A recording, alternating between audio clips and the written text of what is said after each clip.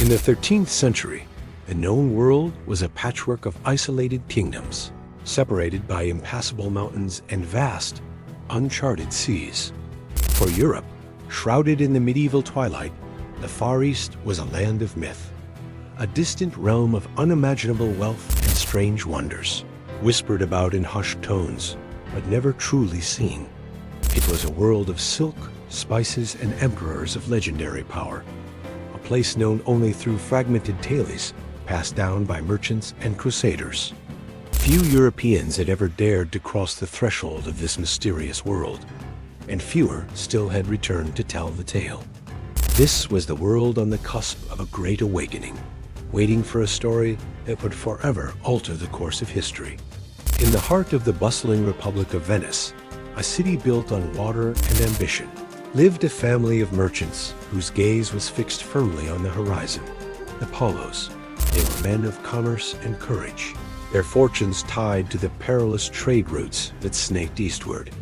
Marco Polo's father, Niccolo, and his uncle Maffeo were no strangers to the risks and rewards of this life.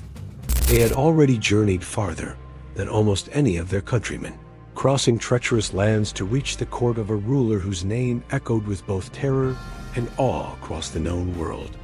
Kublai Khan, the great Mongol emperor.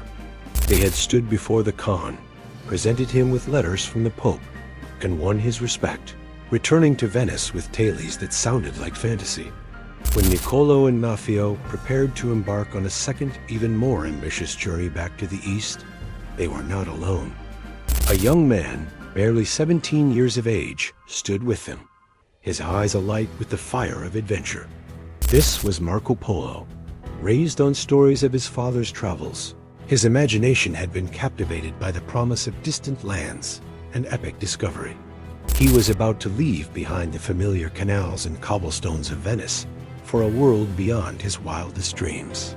For Marco, this was only the beginning of a journey that would define his life and reshape the map of the world. The path ahead was the legendary Silk Road, not a single road, but a sprawling network of arteries that pulsed with the lifeblood of continents. The Polo's journey began with a perilous sea voyage across the Mediterranean before they plunged into the vast, unforgiving heart of Asia. They rode for months through deserts that shimmered under a relentless sun, where horizons dissolved into waves of heat and sandstorms swallowed the sky. Their caravan, a fragile line of camels and men, was a mere speck against the immense, silent emptiness. They navigated the dizzying heights of the Pamir Mountains, the roof of the world, where the air was thin and the cold so bitter it could freeze a man's spirit. Along the way, danger was a constant companion. They evaded ruthless bandits who preyed on weary travelers, their swords ever ready for an ambush in a narrow mountain pass. With every league they traveled, Europe and its traditions faded further into memory. The world around them transformed, revealing a tapestry of cultures unlike anything Marco had ever known.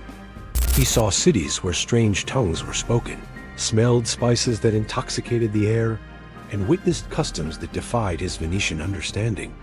He saw devout men praying in magnificent mosques, nomads living in felt yurts upon the endless steppe, and merchants haggling over brilliant silks and precious jewels in crowded bazaars. This was a world alive with vibrant ancient traditions, and Marco, with his insatiable curiosity, absorbed it all.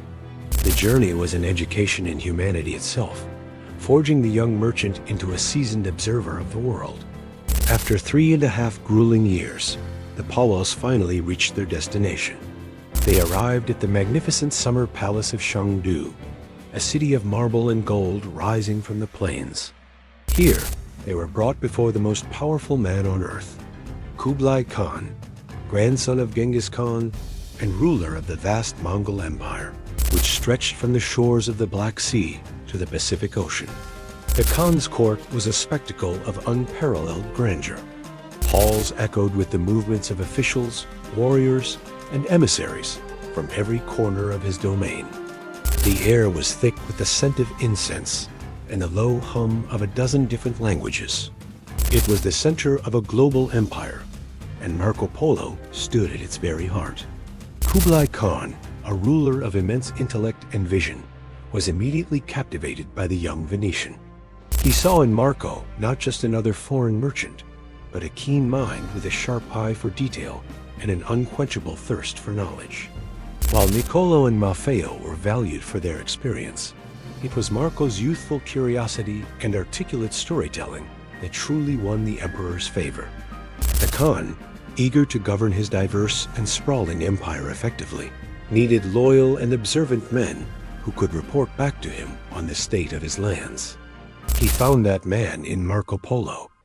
What began as a merchant's visit soon transformed into an extraordinary career.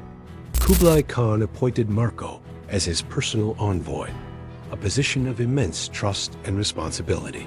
For the next 17 years, Marco Polo would not be a mere visitor in the East, but an active participant in its administration.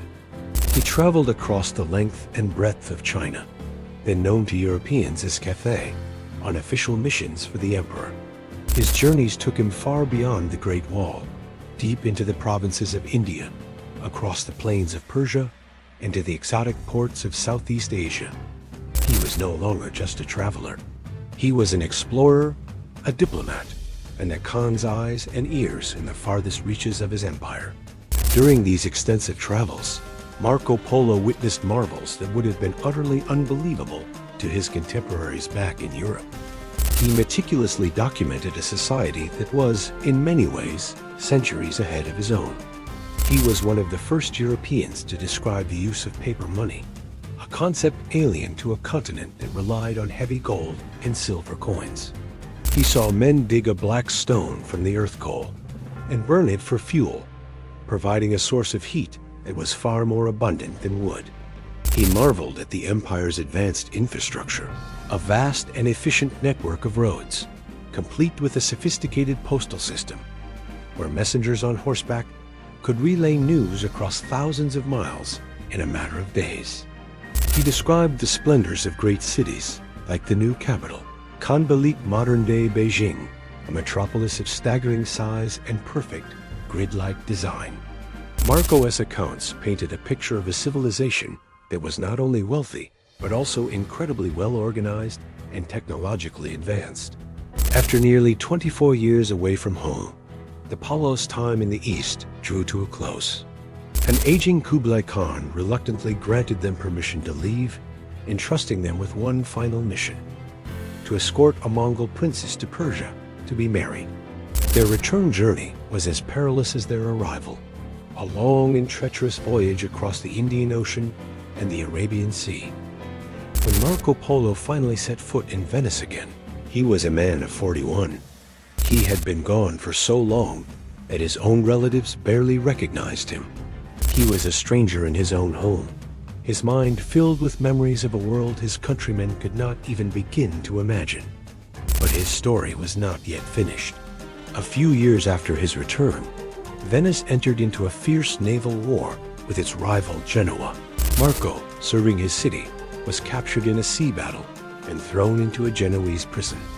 It was in this dark, unlikely setting that his journey would be immortalized. Locked in a cell with a writer of romances named Rustichello da Pisa, Marco Polo began to dictate the story of his life. He recounted the deserts and the mountains, the bandits and the emperors, the paper money and the burning stones. Rustichello, captivated, wrote it all down, weaving Marco's incredible memories into a manuscript that would become known as the Travels of Marco Polo. The book was an instant sensation. Copied by hand and translated into numerous languages, it spread across Europe like wildfire. For a continent steeped in myth and superstition, Marco's detailed, first-hand accounts were a revelation. He gave names to distant places, described real people and their customs, and unveiled a civilization of astonishing sophistication. The book ignited the European imagination, replacing monsters and legends with tangible descriptions of bustling cities and advanced societies.